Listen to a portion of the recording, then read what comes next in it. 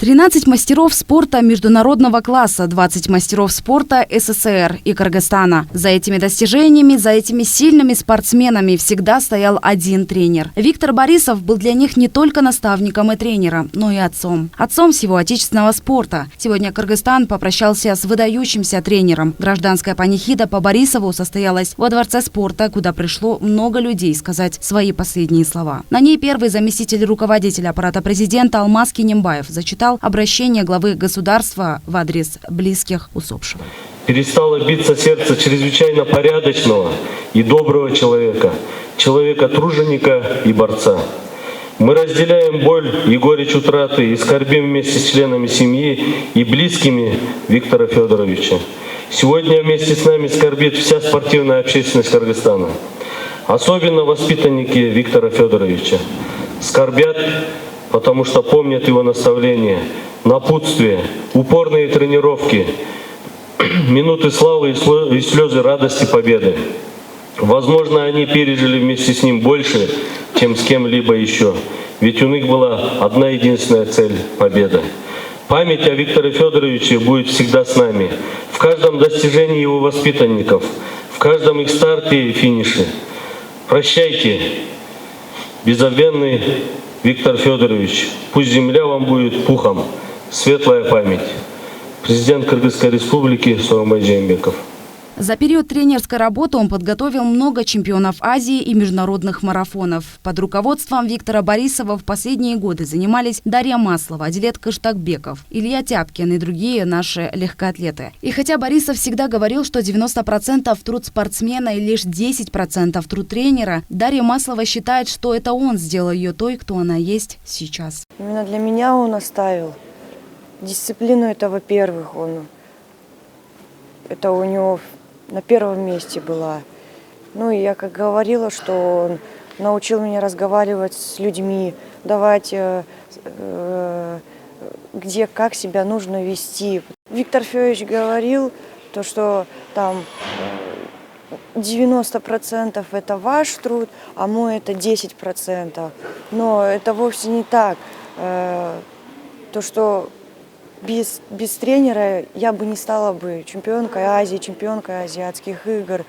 Это только лишь благодаря ему. Дочь Бориса Викторова уже давно стала его правой рукой и сама является тренером. С ней и намерена дальше тренироваться Дарья Маслова. Виктор Борисов оставил после себя только лучшее, за что теперь Кыргызстан известен на мировой арене. Те, кто знали его, говорят, что вся его жизнь была учениками. Ведь большую часть времени он проводил именно с ними, чтобы они достигали побед, поднимая флаг Кыргызстана на международных соревнованиях. Он был папа не только для меня и для Тани,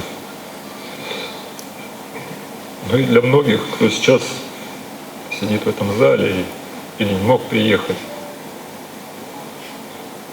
Для него все ученики были как дети. В 1973 году Виктору Борисову присвоено звание «Заслуженный тренер Кыргызской ССР». Также за большой вклад в развитие физической культуры и спорта в СССР и Кыргызстана Виктор Федорович награжден почетным знаком за вклад в развитие физической культуры и спорта в СССР, грамота Верховного Совета Кыргызской ССР. А в 1997 году президентом присвоено почетное звание «Заслуженный деятель культуры Кыргызской Республики». В 2017 году Виктор Борисов был награжден орденом «Манас третьей степени». Для спорта Кыргызстана очень много работал, неоценимый вклад. И я думаю, что ученики его в дальнейшем будут показывать результаты. Заслуга для спорта, очень много он работал. Виктор Борисов не только развивал в стране легкую атлетику. К нему приходили спортсмены по многим другим видам спорта не только как к тренеру, но и как человеку. Его коллега, выступая от лица ветеранов спорта, отметил, что Борисов мог подсказать методические разработки пловцам, фехтовальщикам, тяжелоатлетам и многим другим. Мог подсказать любые методические разработки в любом виде спорта. Но трудно нам прощаться с такими людьми, которые всю свою сознательную жизнь отдал развитию спорта Советского Союза и кыргызского спорта. Нам очень трудно, конечно, отпускать, но жизнь, она такова. Сегодня мы прощаемся с величайшим сыном Советского Союза и кыргызского народа. Виктор Борисов родился в 1937 году в селе Караван Джалабадской области. Много лет работал преподавателем по легкой атлетике, принимал участие в разработке программы подготовки советских спортсменов к Олимпийским играм 80-го и 84-го годов. Ушел из жизни 22 января на 83-м году жизни. Его похоронили на северном кладбище города Бишкек.